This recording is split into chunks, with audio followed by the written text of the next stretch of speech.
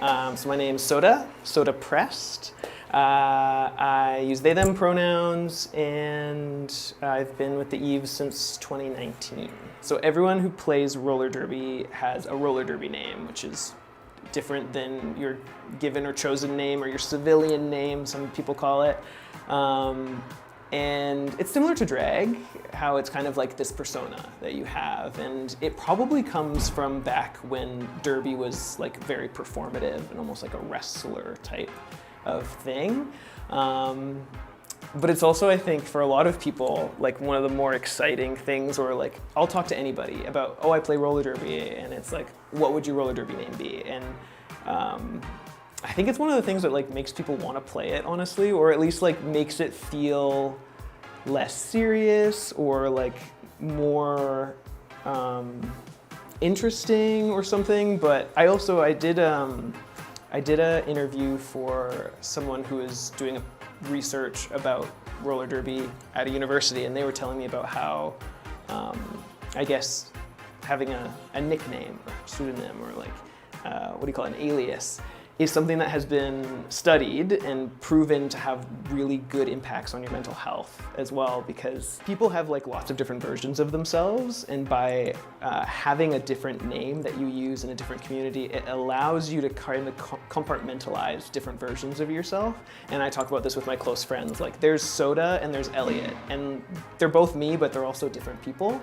And by having a way to compartmentalize how I show up in different spaces is something that I find really beneficial. And then also, it's also like immediately makes you feel closer to those people who like know that name and use that name with you. It like kind of dissolves boundaries, right? Like in all names, but especially like someone's got a name like Honey Kruller, and I'm calling this person Honey all the time. It just immediately creates a closeness and like a community between people. So it's a very collaborative thing often too. You go, I'm thinking about this name, or do you have any ideas? This is what I like. What's like, usually they're like puns or like plays on words and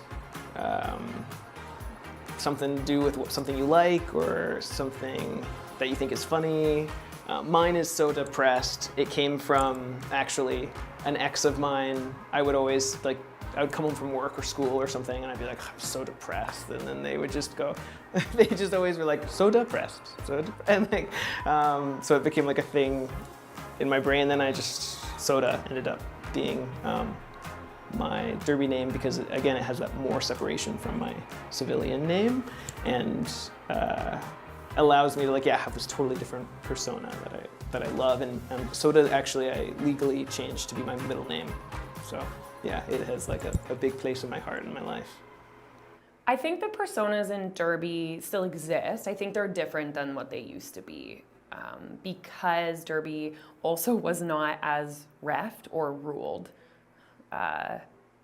like when you would watch it on TV, or even in the early 2000s, like even Bank Track, like early 2000s resurgence, like it was very theatrical and dramatic. It was a little bit more like there was an element of kind of like this performative, like wrestling or fighting that was there, and that isn't the case anymore. But a lot of us still have like a persona, I would say, and I definitely think I do, and I think lots of people do when they get out there. There's just like a different type of energy that you can kind of channel, and I definitely have like a coach vibe persona, and even where like people in my life like heard me running those meetings and been like, whoa, wow, that's like it's intense. And I'm like, that's Violet. Purple's my favorite color, if you didn't notice. So I knew I wanted something like that, but I also wanted something that felt tough and like intense, and because I am, and sounded really cool. And so someone else actually came up with it. Someone said it, Violet Criminal, and I was like, that's it. And it fits very well. I think being Violet Criminal there's a lot of space for intensity, and I think I am an intense person. Like even in my daily life, I am an intense person. I'm also an Aries, so there's like a lot of fire and like aggression that lives in me. And I don't think I ever really had a space to put that in a way that was constructive and helpful and not overwhelming for me, and that is what Derby is. And so I think that it allows me to really have that part of self be present in a lot of different ways, in a lot of different areas. And it also is fun to be a little bit dramatic in terms of like sometimes what we wear, or like, you know, I wear glitter on my face all the time at Derby, and not that I wouldn't in the real world, but not as often as I do at Derby. I think being in like Violet Criminal, that part of myself, I feel really powerful and in control as well. Yeah. I mean, I think that's what makes Derby so appealing to everyone, is that like there's this kind of drag like aspect to it, right? I mean, I don't know the specific history of it, but I'm pretty sure that's what's like rooted in Derby names, is coming from like a drag history, right? And it's like, it is that people get to create this like alternate persona, kind of, at least for me, it's a little bit of that, right? And come out there and however they want to show up. Like, you know, we've got teachers and lawyers and nurses and librarians and all sorts of people out there. And they're all on the track, yeah, in like booty shorts and fishnets and makeup and glitter. Again, I don't know, I can't speak for everyone, but I think for me, it helps me like get in the mindset, and helps like you just kind of like transform into your Derby persona. And I think like makeup, I really like I love makeup, and so Batty does come with like a look of some sort. We're still fully trying to suss out like who Batty is out there with the makeup, but I know it like calms me down when I'm putting it on. It's like helps me kind of focus. There's the mindfulness part of that, and then I just feel really hardcore and scary, and people tell me I look really scary. I get like mean mug on. And I just getting into like a warrior type zone helps me. And I mean, I just like, I can't think of any other sport where it's like, not only do I get to go and watch some really high intensity cool sport being played, but also it's fun because you're like, what are their names, and what's their makeup doing, what are they like? It's just, there's so much to see and so much personality that you're seeing on the track. I don't think you get that in other sports.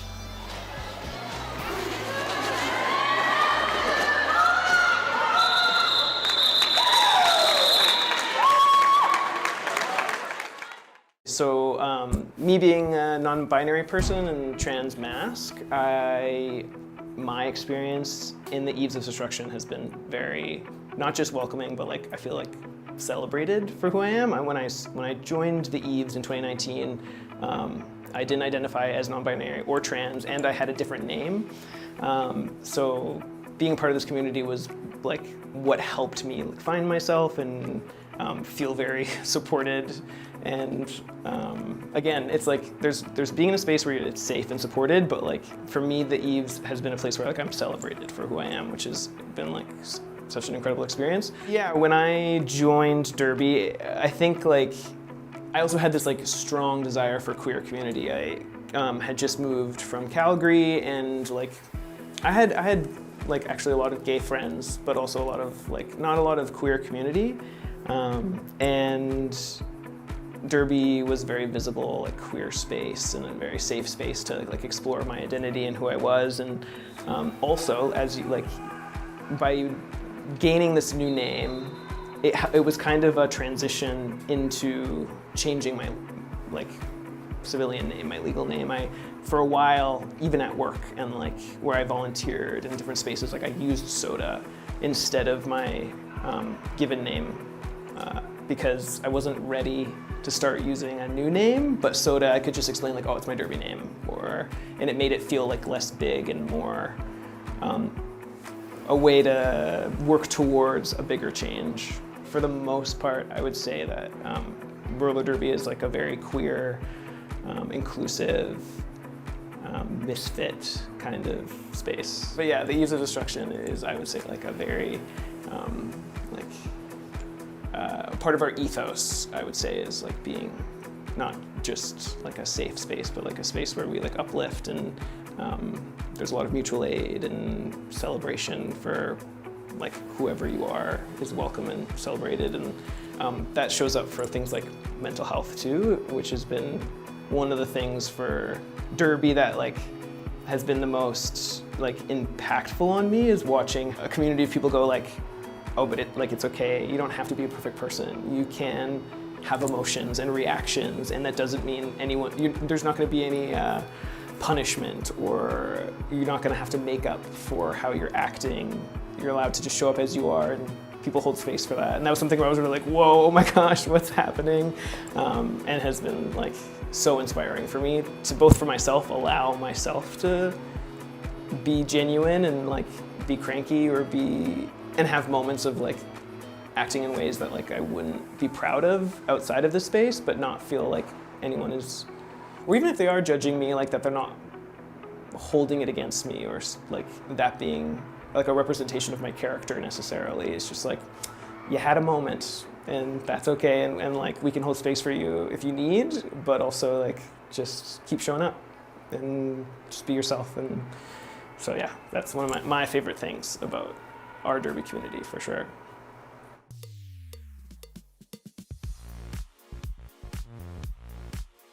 So I'm Lila Bility. My number is 404, and I've been skating with the Eves. I started this year, so I just finished my first season. So I'm not a rookie anymore, but I was when I started. And then before that, the program that's going on now, the Learn to Skate and Learn to Derby, I did that last year. So yeah, that's me. So at the start of my Derby career, I was basically in a place where I didn't really know sort of who I was. I wasn't really that comfortable in my skin.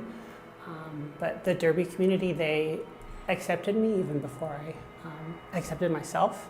So that part was, yeah, it really gave me confidence. It really helped me fit sort of and feel comfortable in my own skin. So the community really helped me in that regard to make myself more comfortable and feel like, oh, okay, wow, I am like learning about myself, and everyone here is so accepting and kind. So yeah, that's at the start with the Derby community, that's something I'll always be grateful for.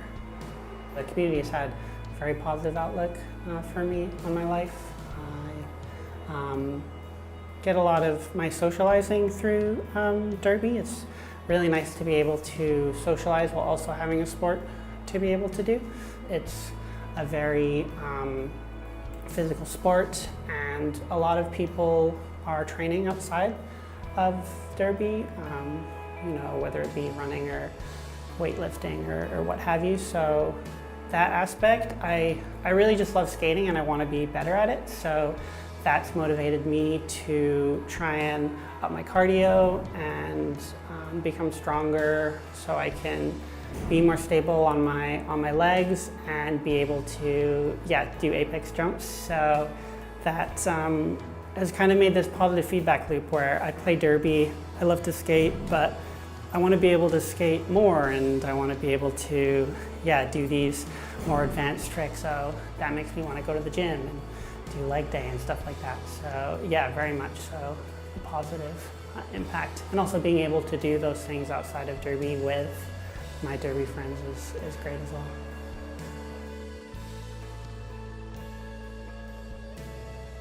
I think that it is the best community I've been a part of as an adult. And I think that there's a large commitment in our league to making sure that we are really centering community. And that doesn't come without its challenges, for sure. You have a lot of people, you know, trying to run a whole league, but there is so much care and so many cool people and so much love in this sport. And I've never had anything like it. And that's what most people say. is that they've never been a part of something like this. And there's space for everyone too. I think that's something other people have probably talked about, is like, you don't have to have a specific body to play this sport. Like, all body types are useful and amazing and like really tough and will have a spot on the track, right? Also different skills, like as you've talked to some of our refs, okay, so maybe hitting isn't for you. Some people go through like fresh meat or raw meat or learn to skate and they are like, I don't want to hit. Okay, well, like, they ref, or they don't skate and they're like a non-skating official, right? Or they can coach, or they can volunteer. And I think a lot of those people still feel really part of the community. So what I would say to anyone who's like, do I want to do this? Do I not? Like, you absolutely want to do it. I would say give it a shot, because you'll find your place and you'll have a community. I feel like Derby has really like helped me build and better understand my community, and you know, I feel like I'm at home when I'm with my Derby folks, which feels really good. Roller derby has really given me the confidence to be able to like come out of my shell and like know that, like, not just the confidence but the ability to like trust myself, and that like I'm able to like go and like enter a space and be comfortable taking up that space and saying what I need to say to whoever I want, and you know, like, I don't know, speaking my truth, I guess, because it's like I have the safety and security of that in my roller derby community. So it's like being able to take that and then put it in other places, kind of, it's giving me like a safe baseline. It being volunteer and people showing up out of like their own desire and willingness to like be a part of a community is like, there's something really like strong about that, and money complicates things and it kind of tarnishes things really quickly. And I'm so grateful that we've been able to avoid that for the most part, but it is like, there's so much work that goes into it, and there's good reason for that. Like, it's worth the work, but I do struggle sometimes with little things, like in my time as being president, when I go to meetings with people for venues or whatever, and it's their full-time job, and they don't necessarily have the same experience of, I also have a full-time job and I also have a life, and I'm doing this because I'm a part of a community that like is very meaningful, not just trying to like make my manager happy or something. It's a very different experience. But again, one of those things that's so inspiring, and I'm lazy. I don't like to work hard, so I'm like, oh, I don't want to do that thing, and but like being in this community is like so inspiring, and people are so welcoming too. Like, I have a lot of insecurity about like the type of work that I do and what I have to offer, but again, it's one of those things where there's not judgment. Like, if you're willing to learn something and want to learn it, like, people will hold space for you as you learn it, and it's not about being good at it or being naturally apt at anything. It's like, if you want to do it, we need someone to do it, so let's do it. This is what it takes, being here all day, from 6 a.m. all the way to like 8, 9 p.m. to play roller derby. That's how much we love it. That's how much we love it. I don't know if as many adult sports can say that, you know? Oh, here, sure. A lot of us leave, you know, families, partners, friends, birthdays. Someone's kid's birthday is today and they're here. Here's like it's 14th. Like, that's how important derby is.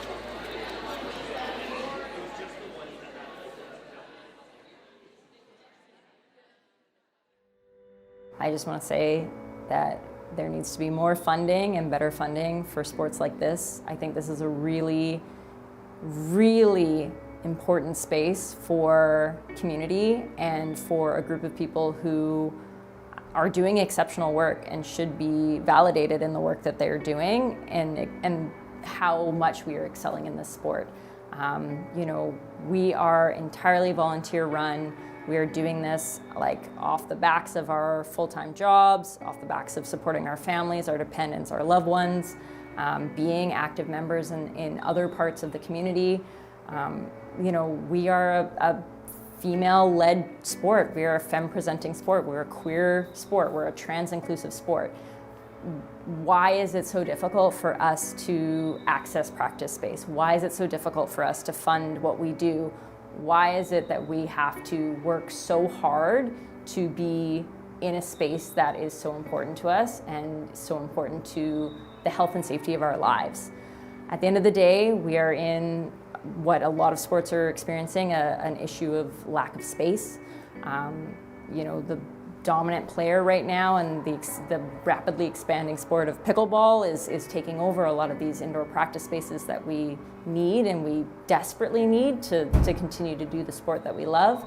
And the way that I think about it is, at the end of the day, if this practice space goes away, if we lose our funding, if we lose our ability to do this, we have people who will go home at night and they're going to cry themselves to sleep. Like, they're going to be devastated. Their life is essentially going to be over. The joy in their life will be taken away.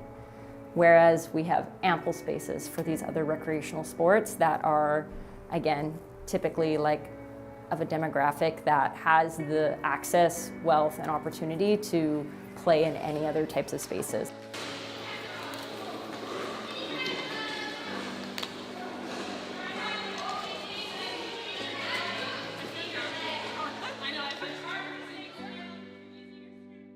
So without getting too political and without too much speculation, the municipality in which we practice in the summertime and is our primary space for our games, which is our revenue driver, like that's how we fund our league, is through our games. The municipality in which that facility is in was approached by a group that was advocating for a change of use within the space. So they wanted to turn it into pickleball. Without letting us know, we, the Eves of Destruction, who have been tenants within that space, users of that space for 15 years, without letting us know, they were not intending to renew our contract. We had to actively basically beat the door down to find out what was going on, to learn that we were no longer going to be able to use the space that we had called home for the last 15 years, and that they were, in essence, going to be moving us to a different space and an entirely different schedule. The issue being with the schedule, we are, again, 9 to 5, mostly people. A lot of folks have families that they support. We have an entire juniors program where we've got kids going to school and then coming to play the sport after school.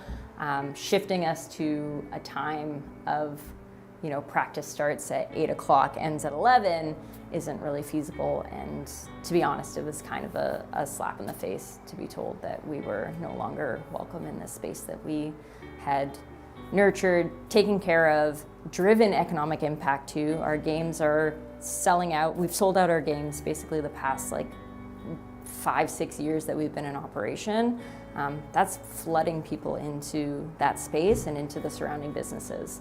So it really sucked to get that news and to have to continue to fight for our space and continue to fight for our ability to hold community.